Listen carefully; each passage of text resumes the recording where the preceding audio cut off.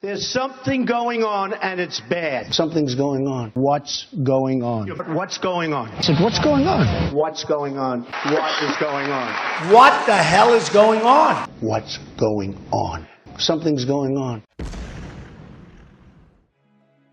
That is exactly how Arsenal fans are feeling right now. The preseason is about to start. They need the players so they can go on preseason and prepare for the next season, because next season is going to be vital for Arsenal. They have to win a big trophy. Otherwise, Mikel Arteta could be out of the door. Ladies and gentlemen, my name is Ogs, your own brother. Please don't forget to like, subscribe and share. This video is about Arsenal and what's going on. People are confused. People are waiting for other names, but it looks like every single day now they are linked with somebody out of the blue, or they signed somebody that nobody expected. So let me remind you Arsenal transfer activities so far. Myles-Skelly, very good signing. He's from the academy. I'm talking about signing a new long-term contract. The young man is like 18 years old, absolutely baller. And the Gunners need to be very happy because they have somebody for the next 10 years or so if he can stay in the club. So they secured his new deal. So far, so good. Now, Kepa Arrizabalaga from Chelsea Football Club for 5 million, 30 years old. He won 2 Champions League and many other trophies with Chelsea. Nothing really to say.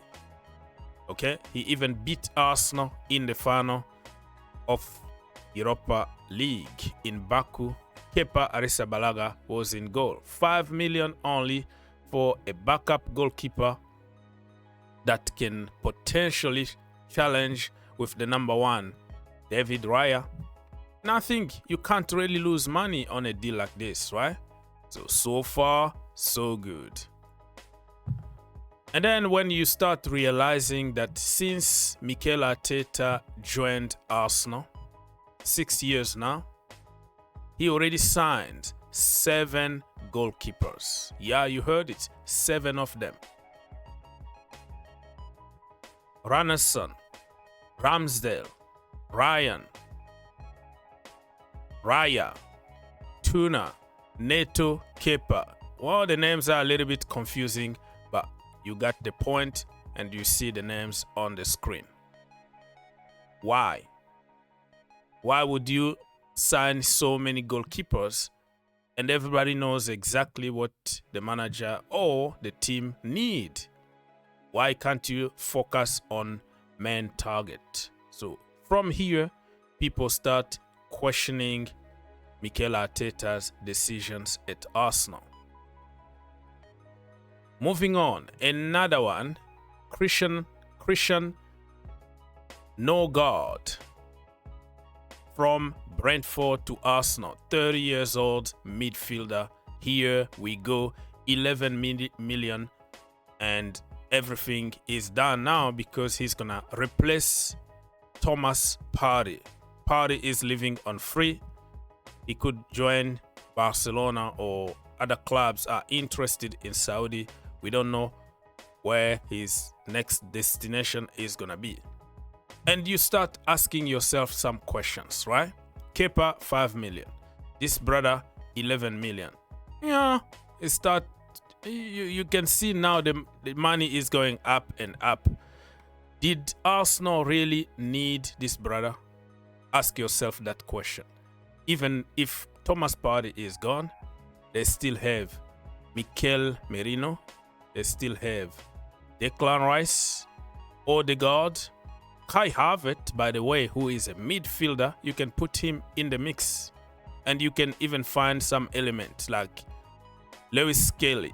His natural position is a midfielder, even though he can also play as a left back and help in other positions. So you can always find somebody who can help in the midfield. And you add on top of that Zubimendi is a here we go confirmed. So you keep on buying defenders, goalkeepers, and midfielders. How about that position that everybody can see, which is a bloody goal scorer, a proper number 9?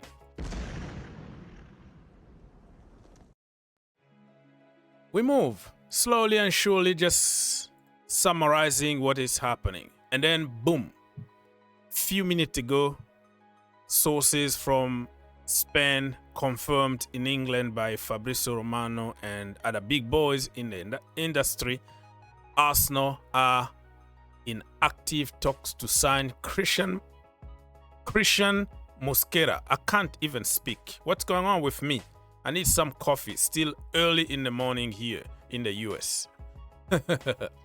So they are about to sign this brother Christian Mosquera as a new center back. You heard it, a center back.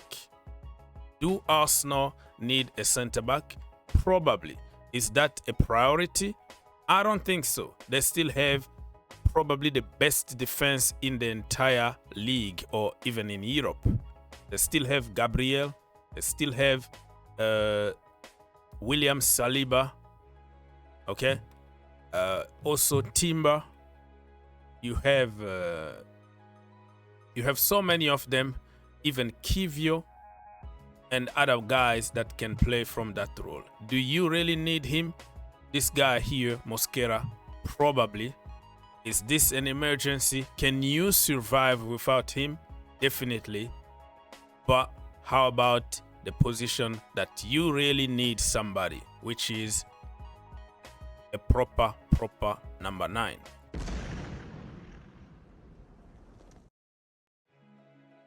So this is where some real questions need to be asked. And remember, I don't support Arsenal. I'm being objective here and being fair about my assessment. You can even tell here, Piers Morgan, who is an Arsenal fan, he even is surprised about the situation. He's like, what? We don't need any more defenders. We need a proper bloody striker. I don't blame him for feeling that way. And I think the majority of Arsenal fans are sick and tired of buying defenders, midfielders, goalkeepers, and not buying a proper striker since Aubameyang left. Let me give you an idea about a potential Arsenal centre-back here.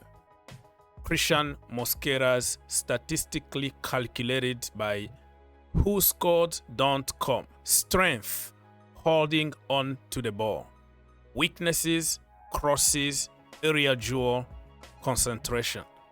Wow, how can a defender, a centre-back, lack focus, lack concentration, and also aerial duel are kind of iffy. Crossing also a little bit of iffy, and that is something really that you can question yourself why Arsenal are going for him. But I don't really believe that much on statistics. I believe in eye test. Sometimes statistics can mislead people. Let's now continue to other targets that Arsenal are going for.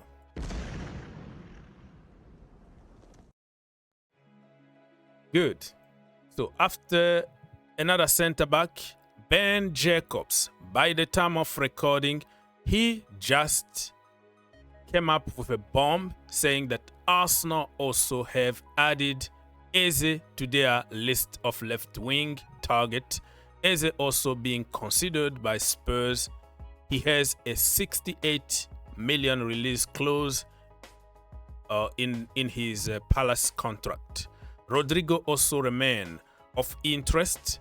Real Madrid winger will discuss his future with Xabi Alonso before deciding whether to explore an exit. So, if you ask Arsenal fans, who should be the priority if they have to choose between Eze and also Rodrigo. I think they're gonna go for Rodrigo because Rodrigo is exactly what Arsenal need. But Eze also is a very good option. So let's wait and see what's gonna happen with this one. And this is the guy that Arsenal fans, the majority of them, want to see Viktor Gyokeres at the club. Unfortunately, it looks like Arteta is not keen on this brother. The sporting director, Mr. Berta, is the guy who really likes Viktor Gyokeres, but Arteta's mind is set on Sesko. And remember, today you're gonna hear that Arsenal are pushing for him. Tomorrow it's gonna be Liverpool. Another day it's gonna be Manchester United are ahead of negotiations. So you don't really know exactly what's going on. You see here, this was one report from Team Talk yesterday that Viktor Gyokeres has told Manchester United that he wants to join them this summer. And look at another report a few days ago, right? According to Record Portugal, Viktor Gyokeres has rejected a move to Manchester United. The player's entourage have officially informed United that he is no longer an option for them. So you see, you believe on whatever crap you want to believe. These are just crap, fake news, paper talk, because they keep on contradicting each other every single day. And when it comes to Sesko, the guy that Arsenal want, he started following Arsenal on social media, and many people think that he might be joining Arsenal very soon, even though apparently he's asking for a lot of money when it comes to his contract, and also 80 million is a little bit too much for somebody like him.